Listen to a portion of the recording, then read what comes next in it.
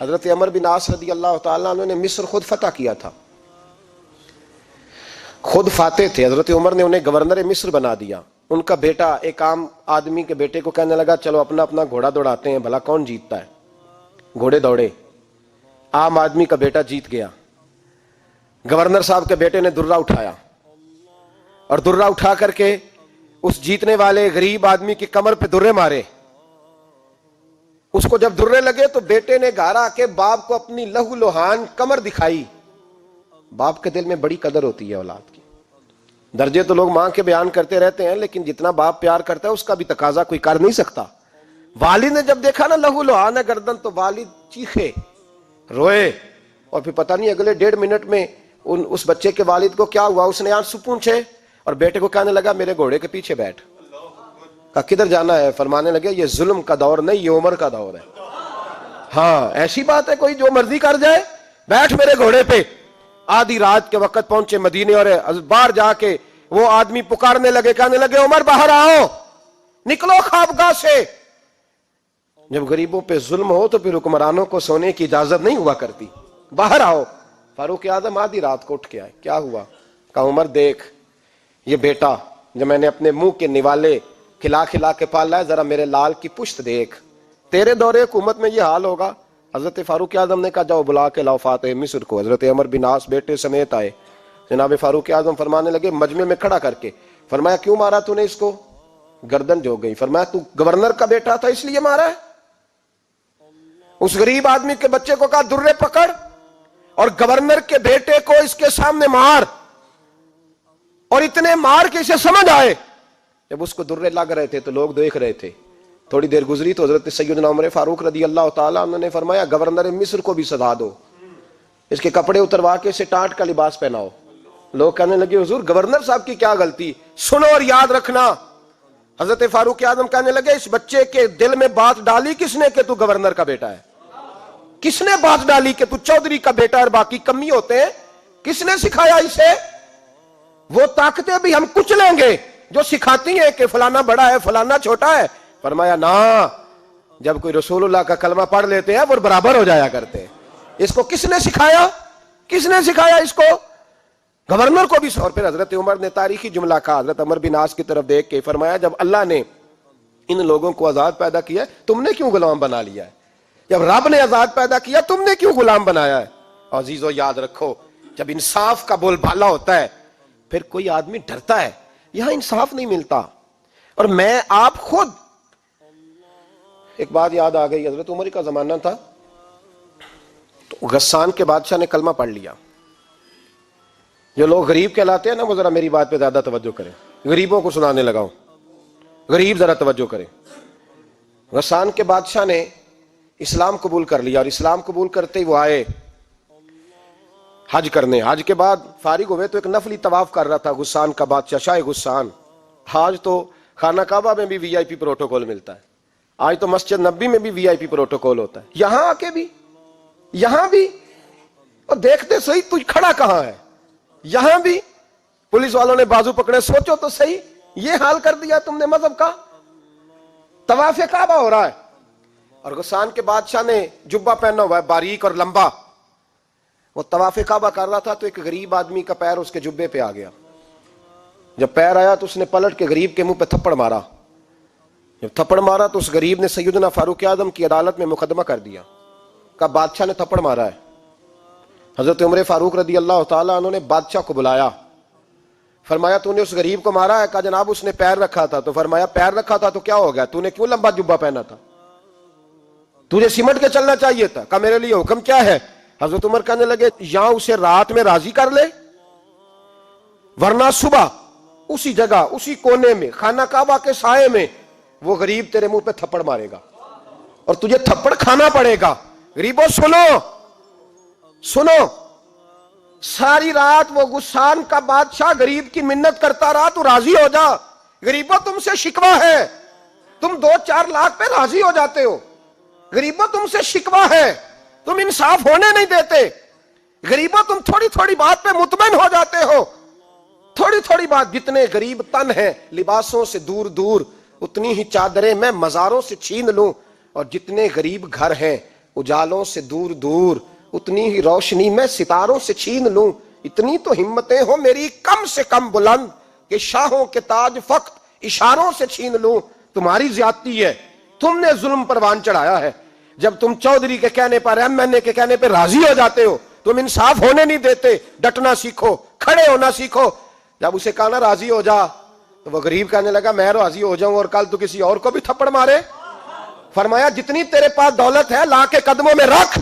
ہم دولتوں کی پرواہ اس لیے نہیں کرتے کہ ہم نے محمد عربی کا چہرہ دیکھا ہوا ہے. اب میری نگاہوں میں جچتا نہیں کوئی, اس لیے کہ جیسے میرے محبوب ہیں ویسا نہیں. تم اثر لینا چھوڑ دو, تم اثر بڑا لیتے ہو. ہاں تمہارے اوپر چیزیں اثر انداز ہوتی ہیں, اس لیے انصاف نہیں ہوتا. ڈٹنا سیکھو, کھڑے ہونا سیکھو. جو بھائی ڈٹ جاتا ہے نا وہ بڑے کمال کر جایا کرتا ہے. ساری رات مناتا رہا. حضرت عمر سے کہنے لگا وہ نہیں مانتا, تو جناب عمر کہنے لگا پھر تیاری کر لے. ہم بادشاہ نہیں دیکھیں گے, دولت نہیں دیکھیں گے, ہم رسول اللہ کا دین دیکھیں گے, ہم نبی پاک کا نظام دیکھیں گے. وہ بادشاہ رات کو دوڑ گیا, بھاگ گیا, جا کے عیسائی ہو گیا.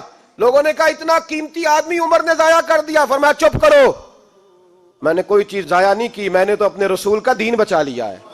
کوئی شے ضائع نہیں ہوئی. عدل جب تک, میں پھر کہوں گا, اس عدل کے نقصان میں ہر آدمی برابر کا شریک ہے. ہم عدل ہونے نہیں دیتے, ہم عدل قائم نہیں کرتے. ہمارا تقاضا ہی نہیں کہ عدل ہو, ہم اپنے آپ کو عدل کے لیے پیش ہی نہیں کرتے, مزاج ہی نہیں. حضرت علی المرتضیٰ ایک جری انسان تھے, اور وہ علی تھے جن پر انسانیت رشک کرتی ہے. اور مولا علی وہ ہستی تھے کہ میرے مصطفیٰ کریم صلی اللہ تعالی علیہ وسلم نے فرمایا اس کے دیدار کو تو فرشتے بھی آیا کرتے. نا بڑا آدمی, اور پھر امیر المومنین خلیفۃ المسلمین حضرت علی. خود مولا علی نے حضرت قاضی شریح کو قاضی بنایا, چیف جسٹس بنایا, اپنے ہاتھوں سے تعیناتی کی. حضرت مولا علی رضی اللہ تعالیٰ عنہ کی زرہ گم ہو گئی. کافی دیر گزر گئی تو ایک یہودی کے پاس وہ زرہ آپ کو نظر آئی. حضرت علی نے ڈائریکٹ اس سے چھین نہیں لیا, حالانکہ امیر المومنین تھے. ہمارے ہاں ڈنڈا بھی بڑا چلتا ہے نا, جو طاقتور ہوتا ہے وہ تو تھانے جاتا ہی نہیں, اس کو ضرورت نہیں, اس نے تو بندے رکھے ہوئے ہیں, اس کو تو پتہ ہے کام کیسے لینا ہے. لیکن حضرت علی نے آئینی رستہ اختیار کیا, قانونی رستہ. قاضی صاحب کی عدالت میں مقدمہ کیا کہ فلاں یہودی کے پاس میری زرہ ہے اور وہ چوری ہو گئی تھی, گر گئی تھی, گم گئی تھی, مجھے دلائی جائے. قاضی صاحب نے بلا لیا یہودی کو, امیر المومنین بھی کٹہرے میں. قاضی صاحب کہنے لگے اس سے کہ زرہ تیری ہے؟ اس نے کہا جی میرے پاس ہے تو میری ہے. قاضی صاحب کہنے لگے حضرت علی سے گواہ آپ کو دینے پڑیں گے کیونکہ مقدمہ آپ نے کیا ہے, اگرچہ وہ امیر المومنین ہے. توجہ ہے بھائیوں کی, سمجھ آ رہی ہے باتوں کی؟ گواہ امیر المومنین آپ نے دینے ہیں کیونکہ مقدمہ آپ نے دائر کیا. تو حضرت علی کہنے لگے میرا بیٹا حسن گواہی دے گا کہ میری ہے, اور میرا غلام کمبر گواہی دے گا. قاضی صاحب کہنے لگے حضور ان کی گواہی درست تو ہے پر میں نہیں تسلیم کرتا, اس لیے کہ بیٹے تو باپ کے حق میں بولا ہی کرتے ہیں, نوکر تو آقاؤں کے حق میں بولتے ہی ہیں. جائیں کوئی غیر جانبدار بندہ لے کے آئیں جو گواہی دے. تو حضرت علی خاموش ہو گئے, کہنے لگے ابھی میرے پاس ایسا کوئی گواہ نہیں. قاضی صاحب کہنے لگے چلیں پھر آپ یہودی کو راضی کریں, آپ نے کیوں بلا وجہ گھسیٹا عدالت میں, راضی کریں, انصاف کا تقاضا ہے. تو حضرت علی قریب گئے, کہنے لگے بھیا ناراض نہ ہونا, زرہ تو میری ہے, ناراض نہ ہونا, میں نے غلط مقدمہ نہیں کیا. وہ علیحدہ بات ہے کہ میرے پاس گواہ نہیں تو میں کوئی بے انصافی نہیں کر سکتا, تو میرے ساتھ چل تجھے کھجوروں کا حلوہ کھلاتا ہوں تاکہ تو راضی ہو جائے. وہ یہودی کہنے لگا میں نے قاضی صاحب کا انصاف دیکھا اور جناب علی کا انصاف کے لیے کھڑا ہونے دیکھا تو میں مولا علی کے قدموں میں بیٹھ گیا. میں نے کہا علی جب تیری یہ شان ہے تو محمد عربی کا کیا مقام ہوگا.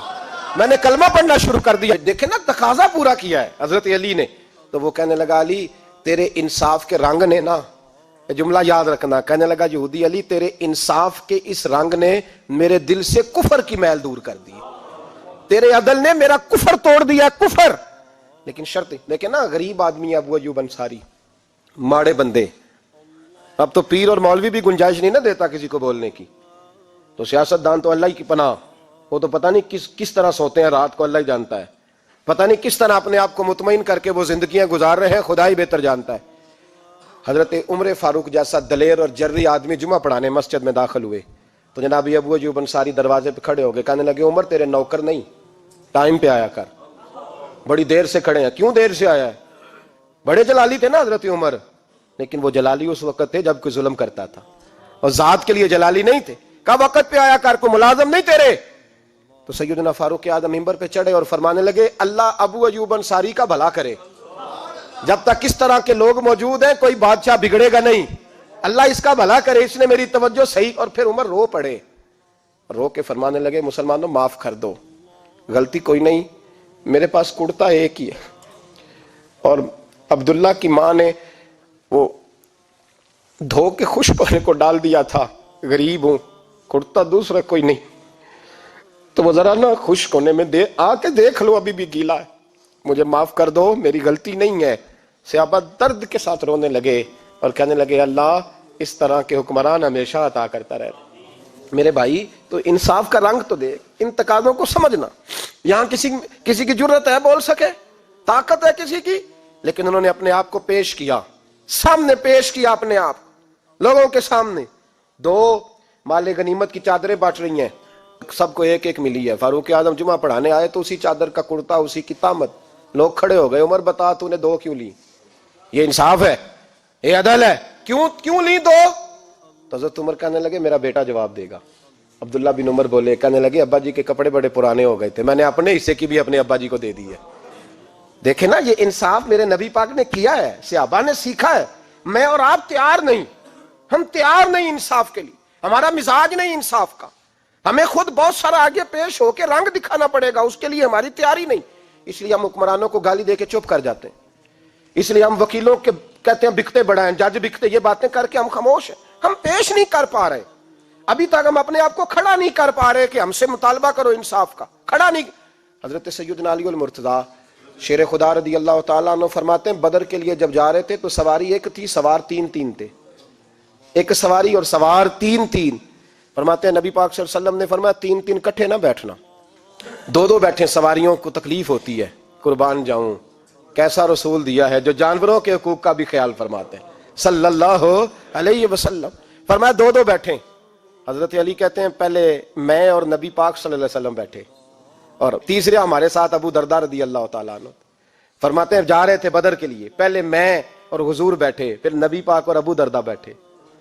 فرماتے ہیں پھر نمبر لگ گیا میرا اور ابو درداء کا، اور مصطفیٰ نے گھوڑے کی لگام تھامی تو حضرت ابو درداء تڑپ اٹھے، کہنے لگے علی نہ طبیعت مانتی ہے، نہ ادب مانتا ہے، نہ عشق مانتا ہے، تو اس طرح کر، میں تو چھوٹا ہوں، آپ کہیے رسول پاک سے، آپ ہر لحاظ سے بڑھیں، آپ عرض کیجئے کہ حضور نہ ادب مانتا ہے، نہ عشق مانتا ہے، نہ پیار مانتا ہے، نہ تقاضا ہے، مہربانی کرے آ جائیں۔ حضرت علی ہاتھ باندھ کے عرض کرنے لگے محبوبہ ٹھیک ہے، باری آپ کی پیدل چلنے کی ہے، پر مہربانی کریں، ادب پیار اور محبت مجبور کر رہی ہے۔ تو حضور نے فرمایا علی چپ کر، میں عدل نہیں کروں گا تو لوگ عدل سیکھیں گے کیسے؟ اگر میں عدل نہیں کروں گا تو قوم سیکھے گی کیسے؟ مجھے عدل کرنے دے، انصاف کرنے دے، فرمایا چلنے دے مجھے پیدل، کچھ نہیں ہوتا۔ تقاضا عدل جب تک پورا نہیں ہوتا، آپ یقین کریں میرے صاحب کہا کرتے تھے میں عدالت کو عدالت نہیں کہتا، کچہری کہتا ہوں، اس لیے کہ عدالت وہ ہوتی ہے جہاں عدل ہوتا ہے۔ یہاں تو حال یہ ہے، بتائیے وکیل کو نہیں پتا ہوتا کہ جو میرے پاس آیا یہ غلط آدمی ہے، وہ اس کی حمایت کرتا ہے کہ نہیں، اس کے ساتھ چلتا ہے کہ نہیں، جھوٹ کے ساتھ آخر تک لڑتا ہے کہ نہیں لڑتا؟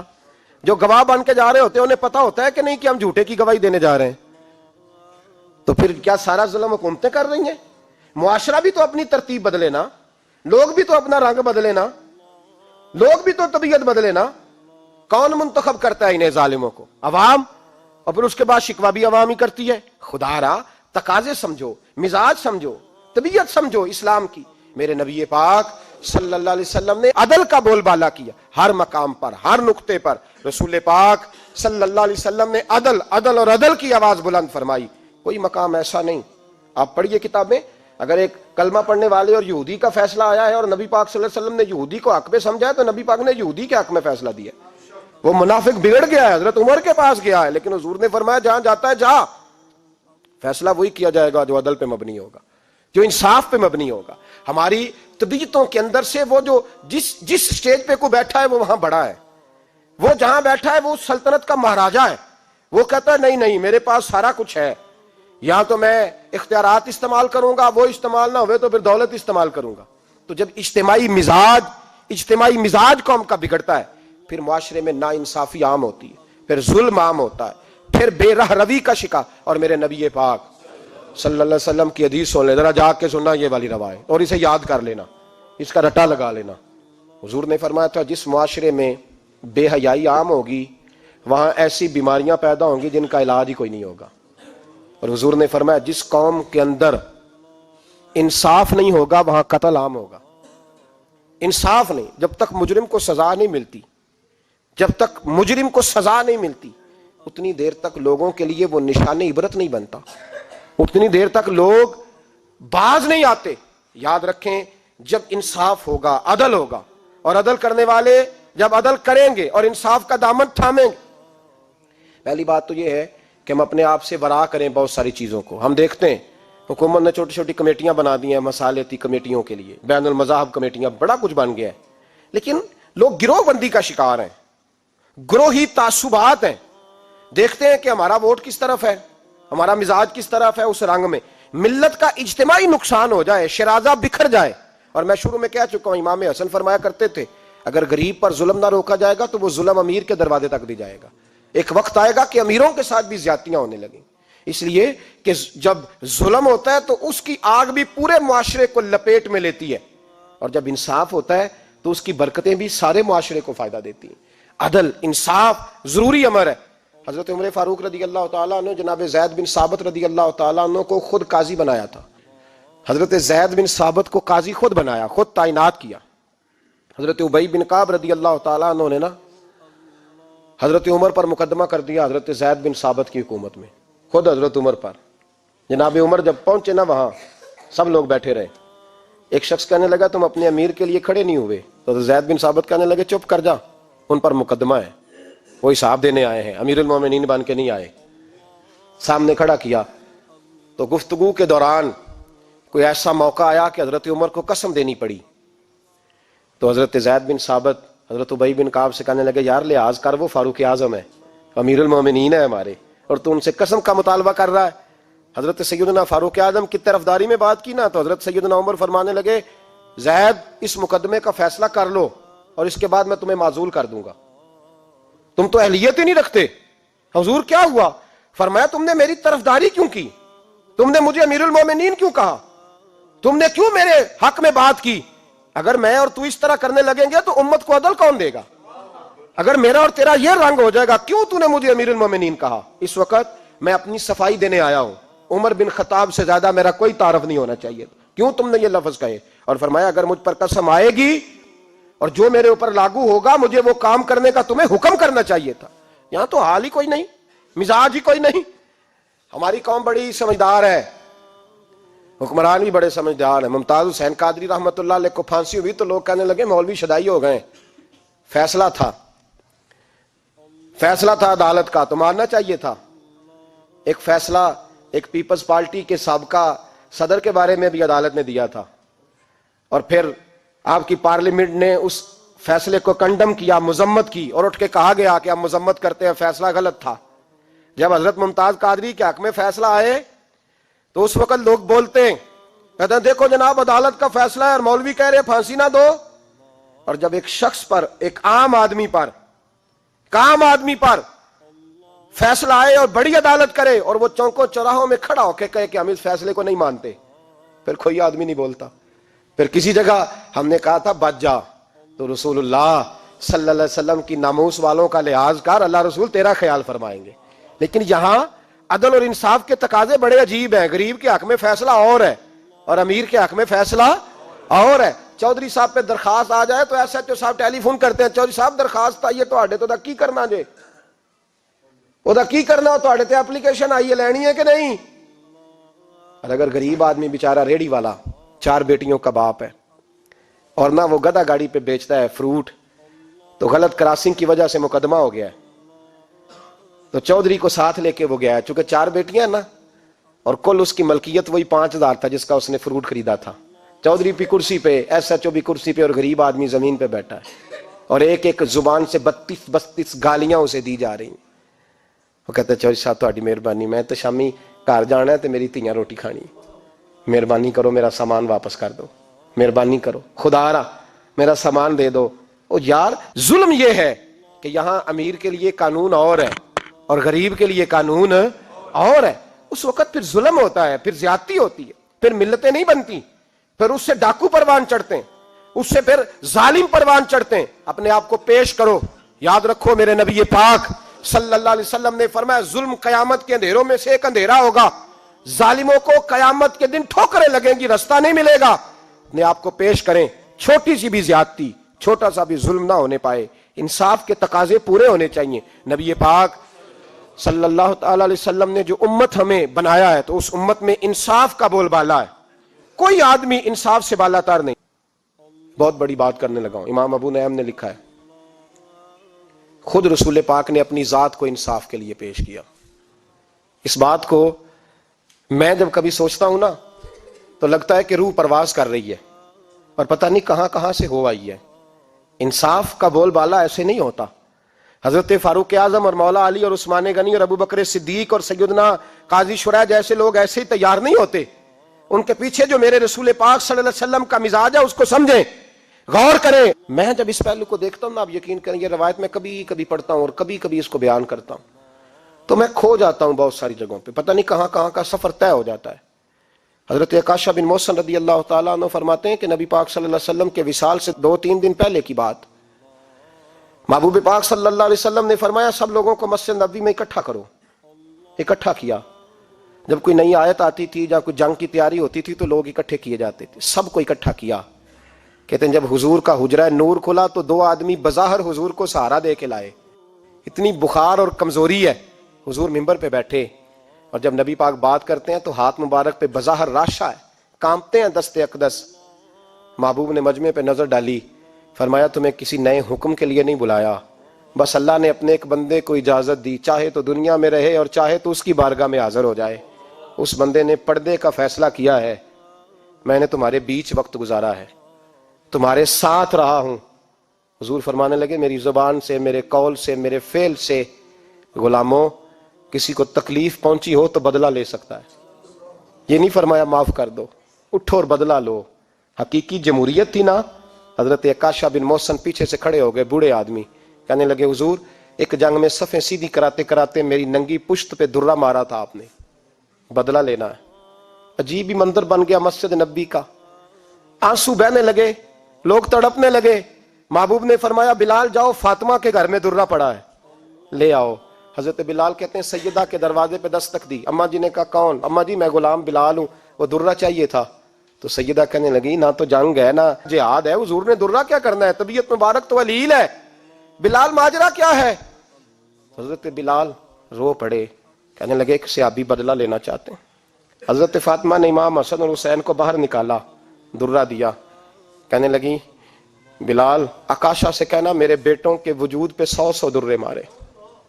انہوں نے فاطمہ کا دودھ پیا, سی کوئی نہیں کریں گے لیکن حضور تک کوئی نہ جائے, اور میں نے ویسے بھی حضور پر قربان کرنے کے لیے پیدا کیے. سیدنا بلال حبشی رضی اللہ تعالیٰ عنہ فرماتے ہیں میں روتا ہوا درہ لیا, شہزادے لیے, اور میں جب حاضر خدمت ہوا نا حضور کے دروازے پہ داخل ہوا, محبوب پاک صلی اللہ علیہ وسلم نے امام حسن اور حسین کو دیکھا تو حضور رو پڑے, فرمانے لگے انہیں بٹھا دو, مجھے پتا ہے فاطمہ نے کیا کہہ کے بھیجا, بٹھاؤ.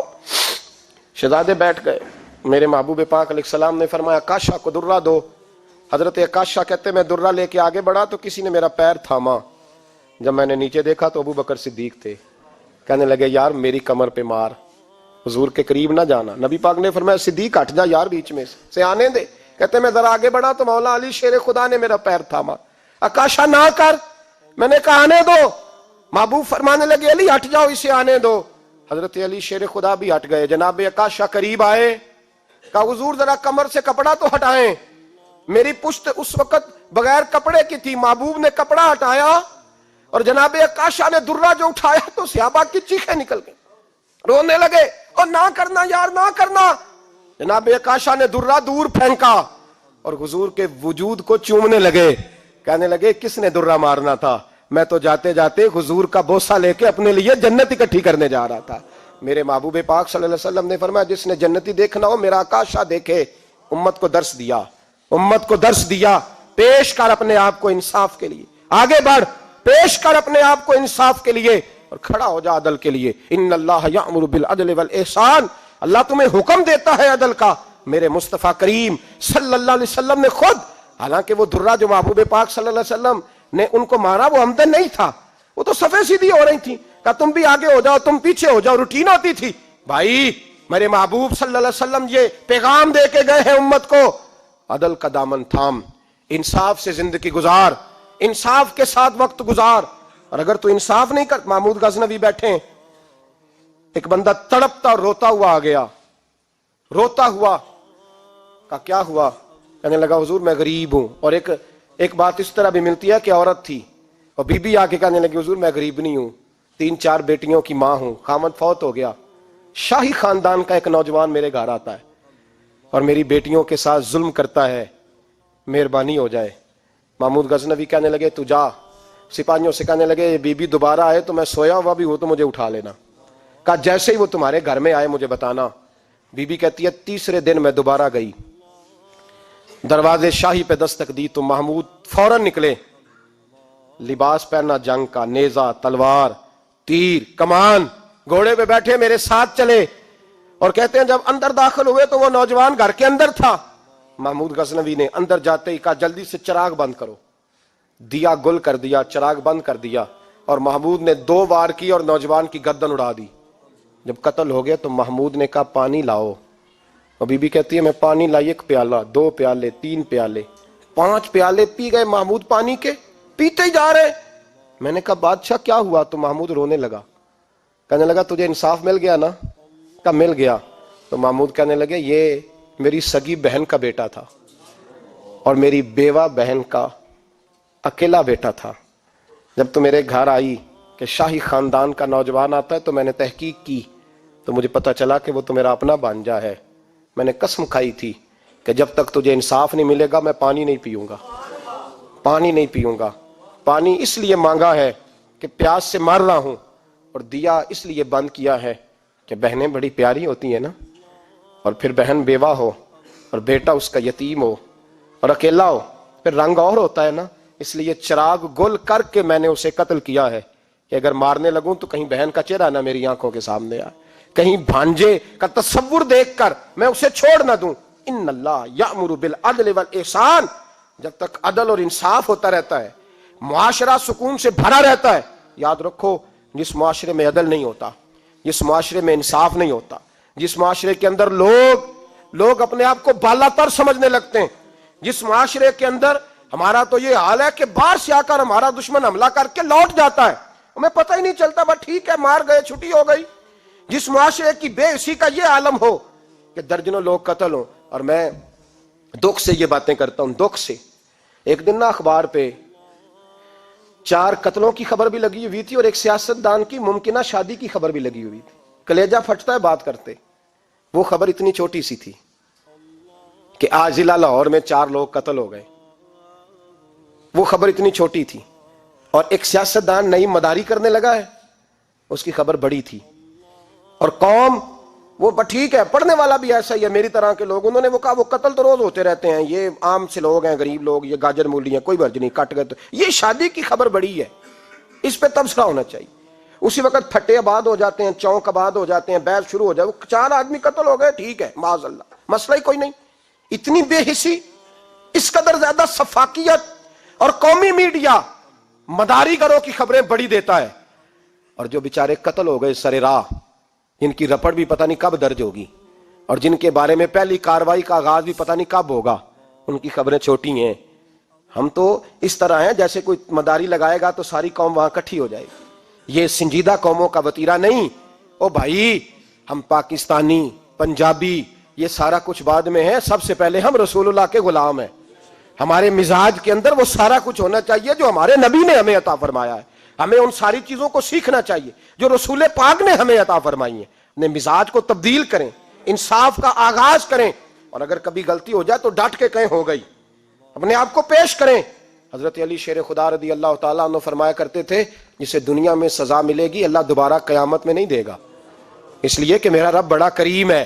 آپ فرمایا کرتے تھے وہ بڑے قیمتی لوگ ہیں جو دنیا میں سزا لیتے ہیں لیکن آخرت کی سزا سے بچ جایا کرتے ہیں. یہاں اگر اپنے آپ کو پیش کر لیا جائے, یہاں اگر انسان اپنے آپ کا محاسبہ کر لے, اس جگہ عدل قائم کر لے, صبح قیامت اس کے لیے آسانی ہو جائے. غریب سے لے کر امیر تک جو جس جگہ بیٹھا ہے, جس منصب پہ بیٹھا ہے, اسے تقاضا عدل قائم کرنا چاہیے. اسے انصاف کا بول بالا کرنا چاہیے، اسے ہر مقام پر یہ سوچنا چاہیے کہیں ایسا تو نہیں کہ میں بے انصاف ہوں۔ اور یاد رکھیں انصاف انصاف ہوتا ہے، نہ انصاف کی آنکھیں ہونی چاہیے اور نہ انصاف کا دل ہونا چاہیے۔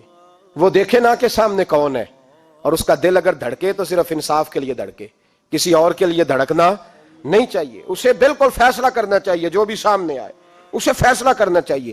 اپنے آپ کو پیش کرنا سیکھیں، معاشرے میں انصاف کرنا سیکھیں، عدل کرنا سیکھیں۔ ہمارے ہاں انفرادی سطح پہ جب شروع ہوگا یہ کام، انفرادی سطح پہ، پھر وہ اجتماعی، آپ یقین کریں لوگ گفتگو کی حد تک بھی انصاف نہیں کرتے۔ کوئی آدمی اگر صحیح کہہ رہا ہے نا بات، لیکن ہمارے مفادات کو ٹھیس پہنچ رہی ہے تو اس کی مخالفت کرنا ہم ضروری سمجھتے ہیں، کہتے ہیں بات صحیح کر رہا ہے، پر چونکہ میرے مفادات کی نہیں، لہذا میں اس کو اس بات میں آگے بڑھنے کی اجازت نہیں دوں گا۔ 2-4 دن پہلے ایک صاحب مجھے سمجھانے لگے، کہنے لگے معاملات تھوڑے آگے بڑھ رہے ہیں، اب تو چیزیں بڑی ساری صحیح ہو گئی ہیں، علماء کو نرمی کرنی چاہیے۔ اور میں نے کہا کس بات کی نرمی؟ ہماری آواز تو اتنی مؤثر ہے ہی نہیں، ہم نے تو کبھی دعویٰ ہی نہیں کیا کہ ہماری وجہ سے بڑا انقلاب آ رہا ہے۔ اگر کونوں میں بیٹھ کے مسجدوں میں رسول اللہ کے نام کی دعائی دیتے تو اتنا تو موقع دو نا، ہمیں کم از کم اتنا تو کرنے دو۔ اور وگرنہ اگر ہم سے پوچھو تو مرحوم کہہ گئے تھے جتنے غریب گھر ہیں اجالوں سے دور دور، اتنی ہی روشنی میں چراغوں سے چھین لوں، اور جتنے غریب تن ہیں لباسوں سے بے نیاز، اتنی ہی چادریں میں مزاروں سے چھین لوں۔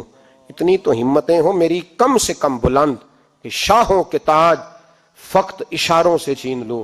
عدل رہے گا تو امن رہے گا، عدل رہے گا تو سکون رہے گا، عدل رہے گا تو معاشرہ بنے گا، اور انسان رہیں گے۔